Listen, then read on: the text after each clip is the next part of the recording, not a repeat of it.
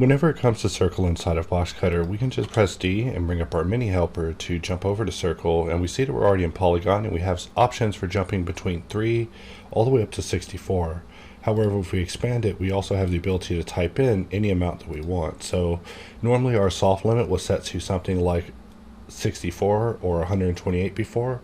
Now we've increased it for 512 for those mad lads who are making spaceships that just need to make astronomical circles.